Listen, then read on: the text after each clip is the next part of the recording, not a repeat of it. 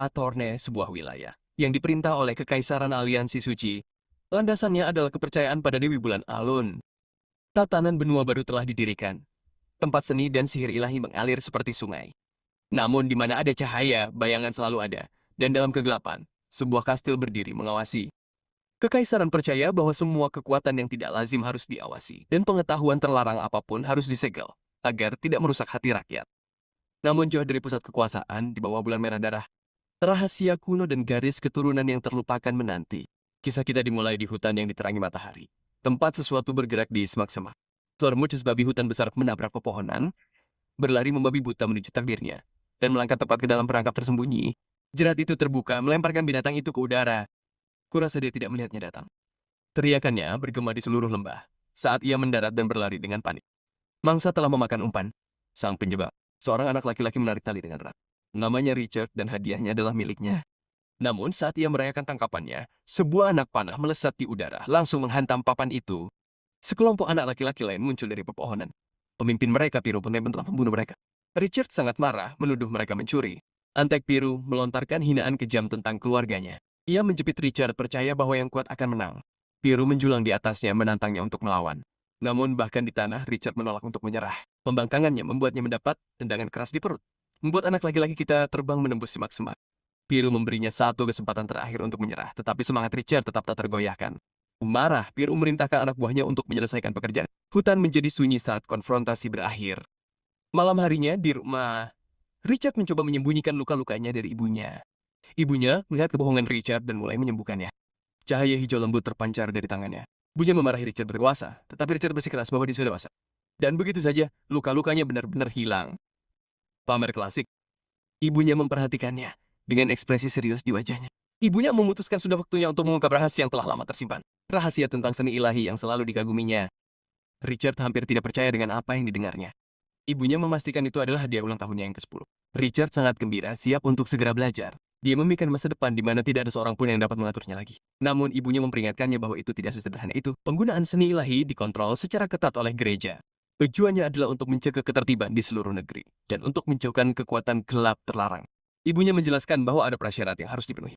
Untuk menjadi layak, seseorang harus terlebih dahulu mempelajari bahasa kuno, penghalang yang dirancang untuk menjaga kekuatan ini dari yang tidak layak. Ibunya menjelaskan bahwa kekuatan hanya diberikan kepada yang benar kuat, tetapi kekuatan sejati harus diimbangi dengan kebijaksanaan. Saat itu, Richard mengucapkan sebuah frasa dalam bahasa kuno. Ibunya tercengang, bertanya dari mana dia mempelajarinya. Dengan gugup, dia mengakui bahwa dia menemukannya di sebuku. Saat malam semakin larut di sekitar rumah mereka, ibunya bersiap untuk upacara khusus.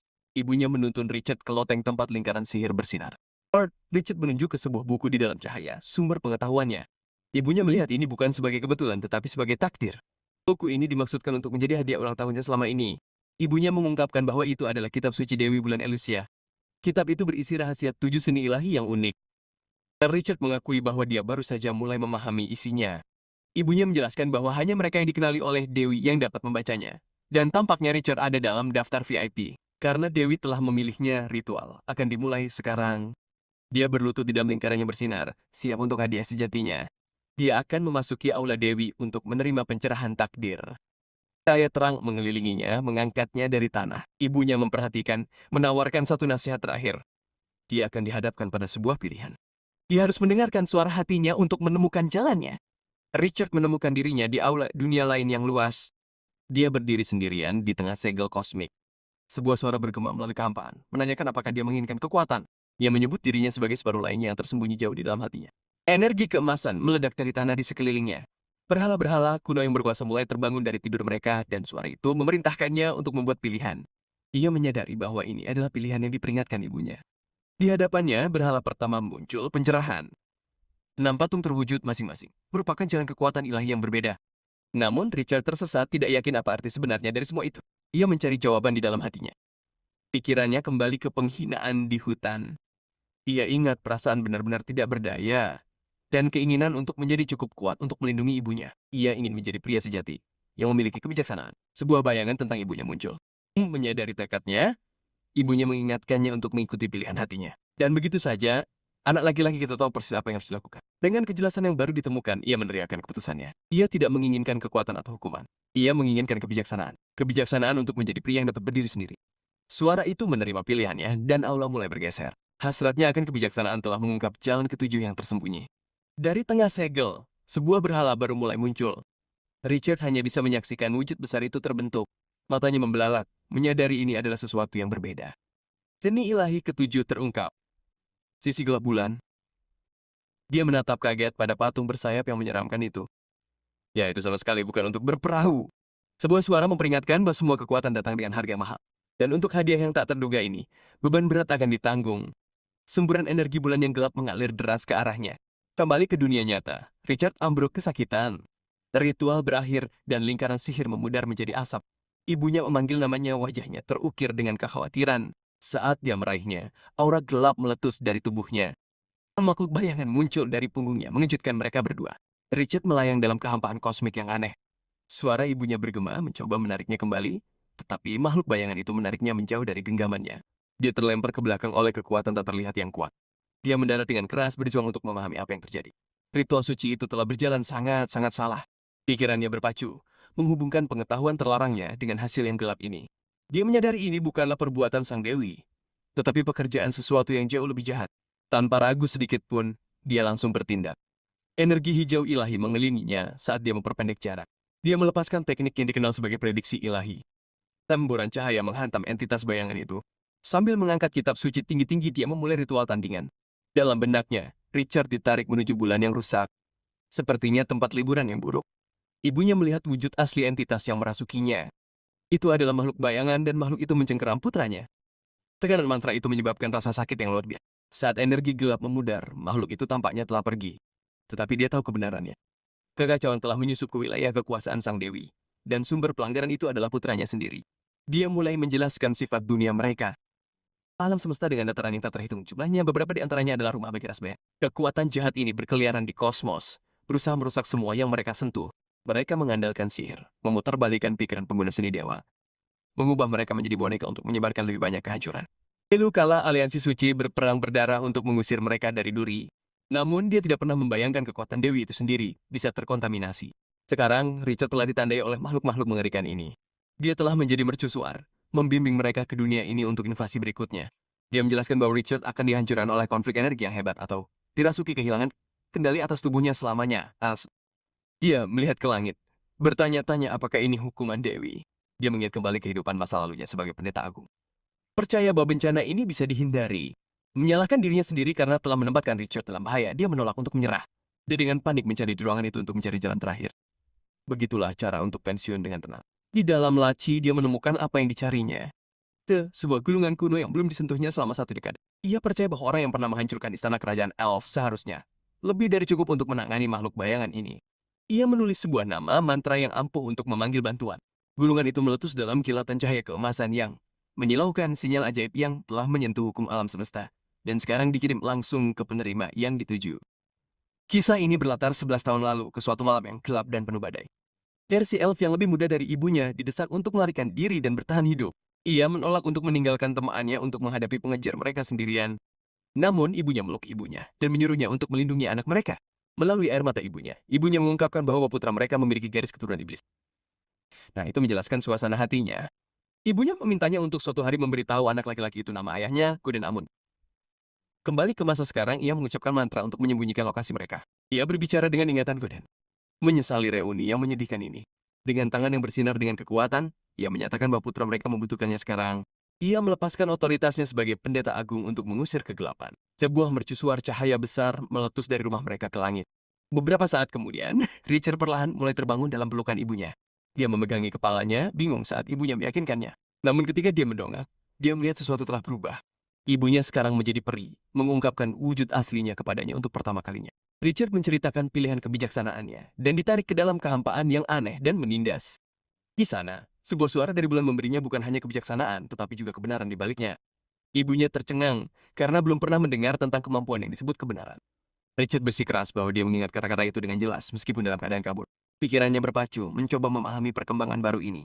Dia menyadari bahwa Richard telah memperoleh persepsi yang lebih dalam tentang dunia. Saat Richard berjalan pergi, dia menyadari bahwa tubuhnya terasa berbeda. Indranya lebih tajam, kesadarannya meningkat. Indra super, hadiah ulang tahun ke-10 terbaik yang pernah ada. Pikirannya melayang kembali ke kata-kata ayahnya tentang garis keturunan iblisnya. Dia diam-diam menghubungkan kekuatan baru ini dengan warisan tersembunyinya. Untuk saat ini, ibunya menyuruh Richard beristirahat, senang karena Richard selamat. Tetapi ibunya tahu masih banyak hal yang harus diungkapkannya. Sekarang setelah Richard berusia 10 tahun, sudah waktunya dia mengetahui cerita lengkapnya. Richard yang selalu optimis bertanya, apakah ibunya punya hadiah ulang tahun lagi? Ibunya mengatakan bahwa hadiahnya adalah kebenaran tentang ayahnya. Anak laki-laki itu terdiam mendengar pengakuan itu. Ibunya menanyakan sebuah pertanyaan sederhana. Apakah Richard ingin bertemu dengan? Richard terbata-bata percaya bahwa ayahnya telah pergi selamanya. Ibunya meminta maaf atas penipuan selama bertahun-tahun. Ibunya menjelaskan bahwa reuni akhirnya mungkin terjadi, dan seseorang yang dikirim oleh ayahnya akan segera tiba. Richard menatap ibunya, keputusannya bergantung pada perasaan ibunya. Richard menyatakan bahwa jika ibunya ingin menemuinya, maka dia juga ingin menemuinya. Senyum penuh air mata mengembang di wajahnya. Ibunya memeluk putranya dengan erat. Momen itu mencerminkan kenangan lama yang telah hilang bersama ayahnya. Ibunya tahu waktunya untuk melindunginya akan segera berakhir.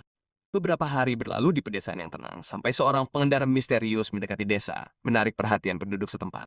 Penduduk desa menyaksikan dengan tidak percaya. Satu unit kavaleri berat telah tiba. Mereka heran mengapa tentara seperti itu mau mengunjungi kota mereka yang sederhana. Pemimpin mereka menuntut jawaban dari seorang petani yang ketakutan. Ia menghunus pedangnya dengan kilatan mengancam.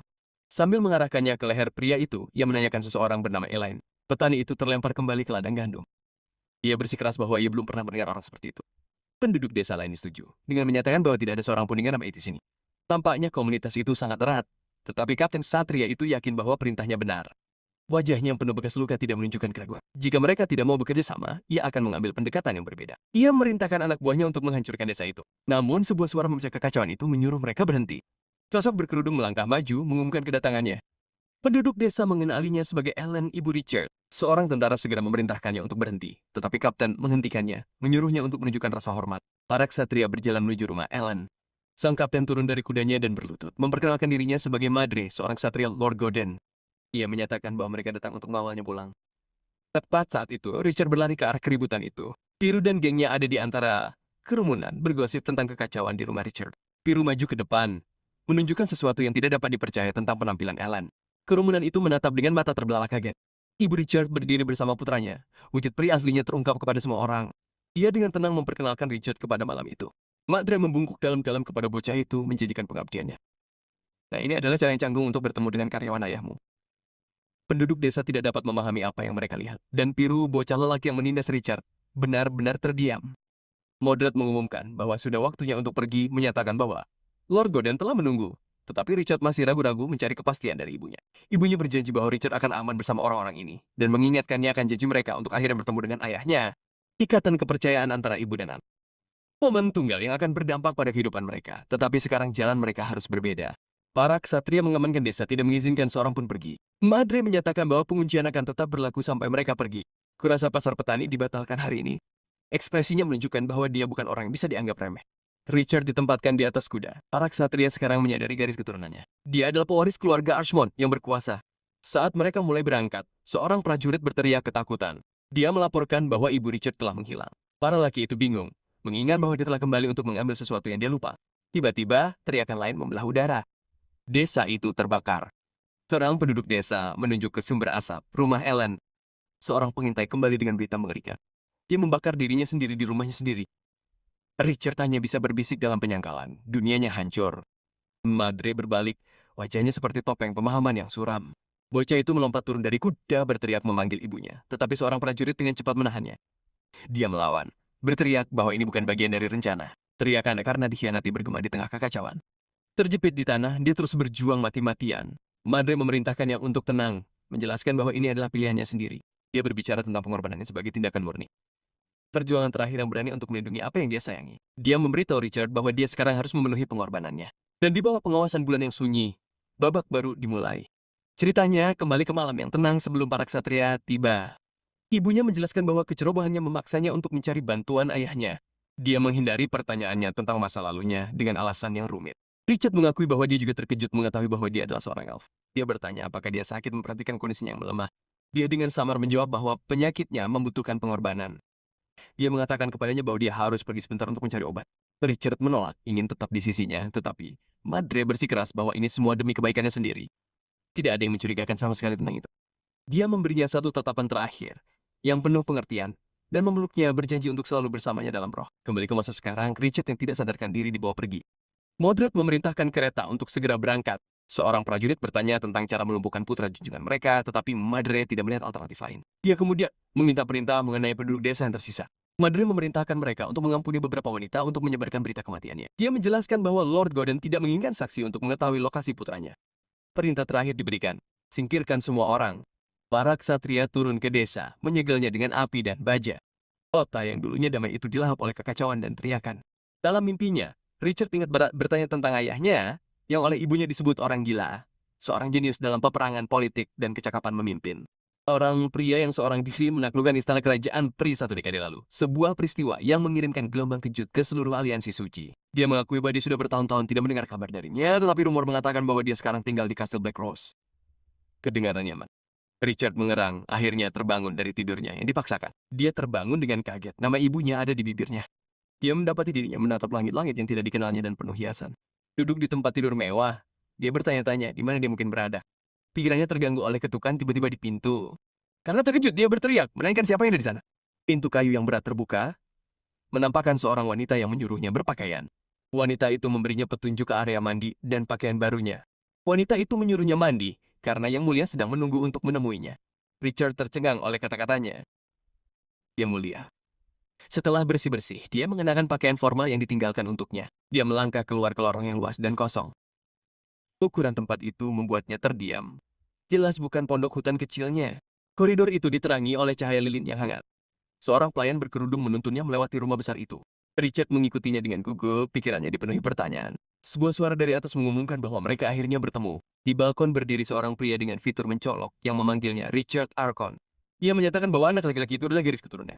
Kemudian, keduanya duduk untuk makan di ruang makan yang luas. Ayahnya memotong makanannya dengan mudah. Sementara Richard menggigit buah yang terbakar. Oke, makanan orang kaya itu aneh. Ayahnya mengutip ibunya Elaine tentang pentingnya makanan yang enak. Ia berkomentar tentang betapa miripnya kepribadian Richard dengan ibunya. Komentar itu menyentuh hati dan Richard mencengkeram garpunya dengan marah. Ayahnya melanjutkan, menjelaskan bahwa pengorbanannya melindungi identitasnya. Richard membalas, bersikeras bahwa namanya hanya Richard, tetapi ayahnya menjelaskan bahwa nama belakangnya adalah dan selalu Amun. Ia mengingatkannya bahwa ibunya akhirnya mempercayakan dia untuk dirawat, dan bahwa darah bangsawan Aman mengalir dalam nadinya. Ia mengungkapkan bahwa keluarga mereka dulunya berpangkat Adipati Agung tetapi dihina karena kegilaan mereka. Mereka dianggap sebagai keluarga rendahan yang tidak punya etiket atau aturan. Ia lalu menyebut sosok hebat yang gemar menyantap daging mentah. Ia menggambarkan seorang pria yang lebih suka makanannya disajikan dengan sangat langka. Seorang pria yang menuntut daging yang diukir dari tubuh yang masih hidup, yang dikenal sebagai Philip si Haus Darah. Namun, pria yang sama ini dipuji oleh kekaisaran sebagai lambang bangsawan sejati. Ayahnya bertanya apakah ia tahu alasannya.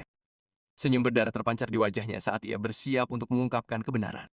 Itu karena Philip si Haus Darah tidak lain adalah kaisar itu sendiri. Richard terdiam mendengar pengungkapan yang mengerikan itu. Bicara tentang pemerintahan yang tidak berfungsi. Ayahnya menjelaskan bahwa sementara kaisar adalah monster, keluarga Aman adalah orang-orang yang dicap gila. Richard akhirnya mengerti mengapa orang tuanya melawan pemerintahan yang korup seperti itu. Namun ayahnya mencemooh gagasan perlawanan. Ia menjelaskan bahwa ia hanya menolak untuk tunduk pada sampah semacam itu. Ia memberitahu Richard bahwa pandangannya tentang dunia terlalu sederhana dan memperingatkan bahwa kebenaran akan mengungkap bahwa orang-orang terdekatnya juga sama mengerikannya. Tepat saat itu, seorang pelayan memasuki ruang makan menyela percakapan tegang mereka. Pelayan itu melaporkan bahwa mata-mata dari keluarga bangsawan lain telah ditangkap di wilayah mereka. Gordon memberikan perintah yang sangat sederhana. Singkirkan mereka semua.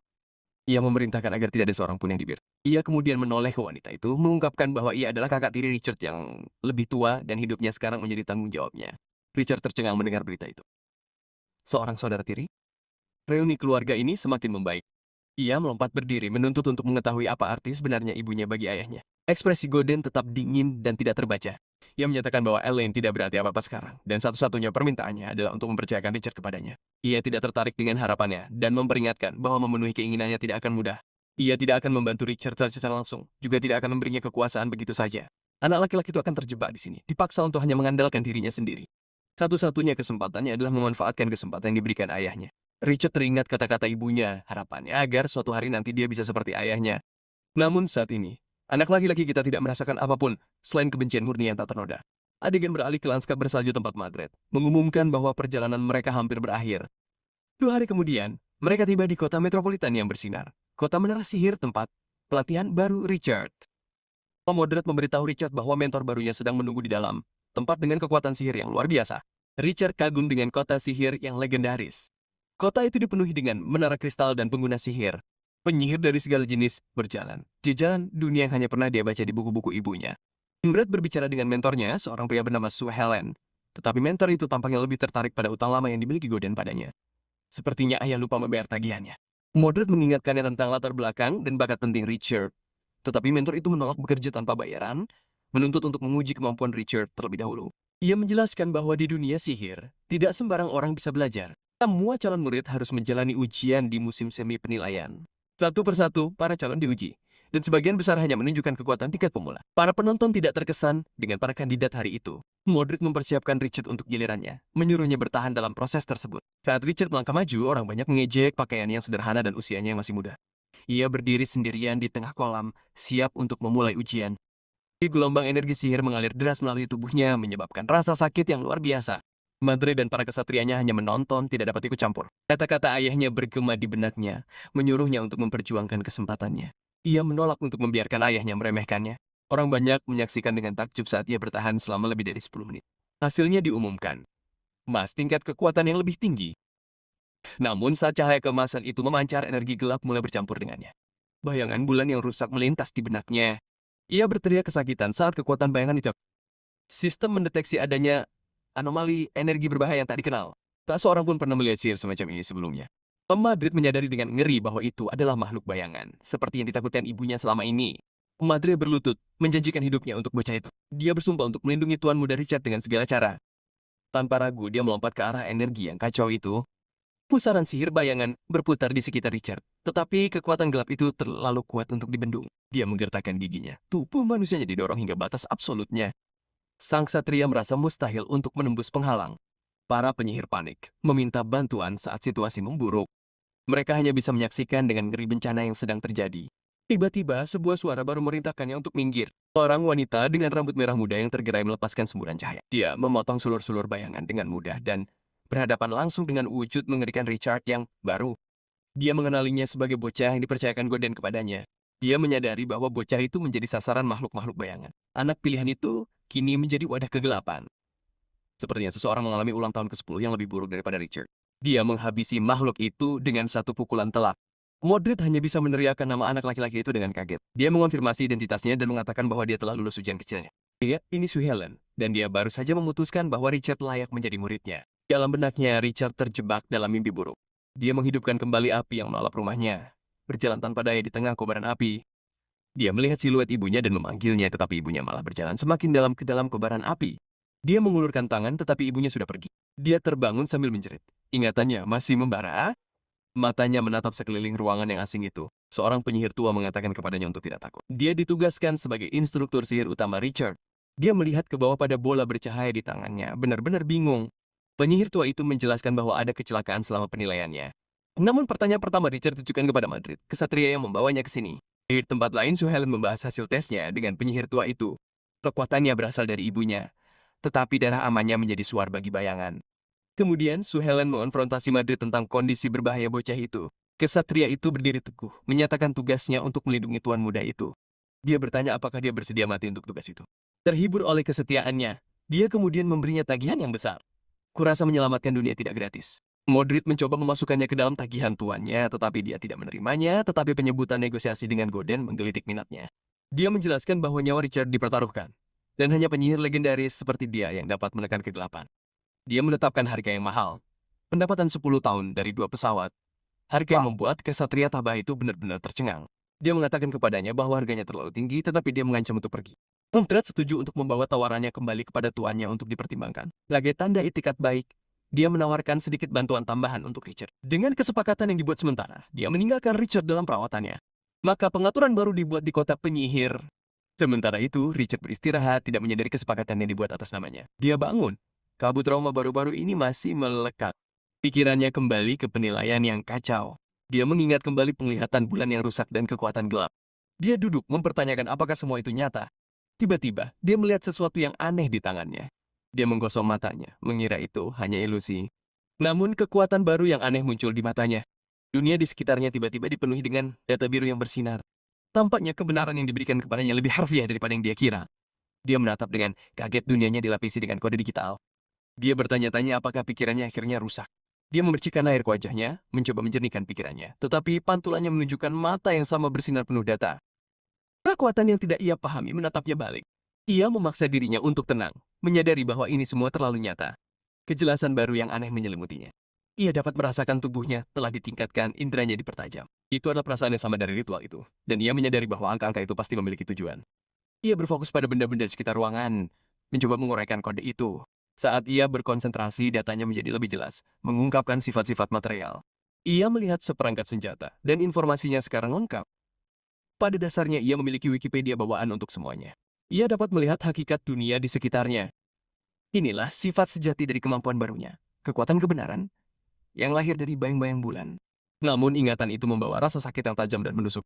Ia ingat pilihan yang memberinya kekuatan ini, pilihan yang telah menempatkannya di jalan yang gelap dan sepi. Tepat pada saat itu, ketukan bergema dari pintunya. Enggak, sebuah suara memanggil menemukan Richard pingsan di lantai. Instrukturnya mengatakan kepadanya bahwa sudah waktunya untuk kehidupan barunya akan segera dimulai. Di luar, Richard dibawa ke kereta aneh. Dia melihat murid-murid dan guru lain menuju akademi utama. Dia bertanya mengapa mereka pergi ke arah yang berbeda, tetapi instrukturnya menjelaskan bahwa dia adalah kasus khusus. Penyihir legendaris telah memesan kurikulum unik untuknya. Instruktur membuka pintu ke sebuah bangunan kecil yang sederhana. Richard mempertanyakan apakah pavilion kecil ini benar-benar ruang kelas mereka. Penyihir tua itu hanya tersenyum, menyuruhnya bersabar. Dia menyentuh jam besar di dinding yang memancarkan cahaya keemasan. Richard menyaksikan dengan kagum saat mantra teleportasi menyelimuti mereka. Cahaya memudar, memperlihatkan ruangan besar yang mewah. Instrukturnya mengumumkan kedatangan mereka. Richard menatap dengan tidak percaya saat penyihir itu menyambutnya di ruang kelas yang lebih mirip istana. Dia memperkenalkan tempat ini sebagai ruang kelas cermin. Namanya Popovich, dan kelas sekarang sedang berlangsung. Pelajaran pertama adalah tentang kekuatan utama fondasi dunia mereka. Dari kekuatan ini lahirlah banyak sekali alam eksistensi. Setiap alam diatur oleh seperangkat hukum uniknya sendiri. Dunia mereka sendiri, Norland, adalah salah satu alam yang tinggi. Dan hukum utamanya adalah keberadaan sihir. Kekuatan yang tampak sederhana bagi mata telanjang. Namun Richard mulai melihat segala sesuatunya secara berbeda. Popovich menjelaskan bahwa apa yang mereka rasakan bukanlah realitas yang sebenarnya. Jadi, semuanya hanyalah simulasi. Dunia hanyalah proyeksi dari kesadaran mereka sendiri. Richard berjuang untuk memahami ide-ide yang rumit ini, tetapi Popovich mendapat perintah di penyihir legendaris itu sendiri. Dia tidak boleh memanjakan bocah itu, tetapi untuk mengajarinya kebenaran sihir yang sulit. Dia mengungkapkan bahwa susunan sihir adalah kunci dari hukum-hukum ini, dan menugaskan Richard untuk menciptakannya sendiri dalam waktu 3 bulan. Bocah itu menerima tantangan itu, siap untuk menempuh jalannya sendiri. 2 bulan berlalu dalam sekejap latihan yang berdedikasi. Di langit di atas menara sihir, penyihir legendaris Sue Helen kembali. Perjalanan menagih utang selama 2 bulan akhirnya berakhir. Dia meminta laporan status, tetapi bawahannya memiliki prioritas lain. Dia mengabaikan aktivitas monster untuk bertanya kepada Popovich tentang murid barunya. Penyihir tua itu melaporkan bahwa Richard adalah seorang jenius yang sudah menguasai sihir dasar. Hanya dalam waktu 2 bulan presisinya hampir sempurna. Sue Helen mengamati hasil karyanya, ekspresinya tidak terbaca. Bawahannya tercengang oleh ketepatan rune itu.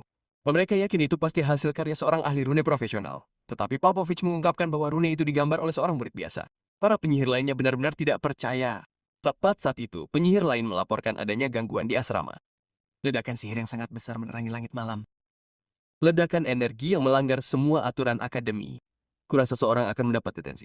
Dan sumbernya adalah Richard, yang merayakan terobosan terbarunya. Setelah 2 bulan, dia akhirnya bisa mengendalikan kemampuan kebenarannya. Sue Helen memperhatikan tampilan itu dari kejauhan. Dia memperhatikan bahwa dia telah menyelesaikan tugas 3 bulan, hanya dalam 2 bulan dan telah menciptakan sihirnya sendiri, suatu prestasi bagi seorang profesional. Dia tersenyum mengakui bahwa bocah itu benar-benar berbakat. Dia bertanya kepada Popovich tentang energi bayangan di dalam dirinya. Penyihir tua itu mengonfirmasi bahwa itu ada di sana, tetapi Richard berjuang untuk mengendalikannya. Sue Helen memutuskan sudah waktunya untuk fase berikutnya dari pelatihannya, dan bahwa dia siap untuk bergabung dengan seluruh siswa. 2 bulan kemudian di Deep Blue Academy, para siswa bergegas masuk kelas pada hari pertama semester baru. Seorang guru memperingatkan mereka agar tidak terlambat. Tepat saat itu Richard datang, menyatakan bahwa Popovich yang mengirimnya. Guru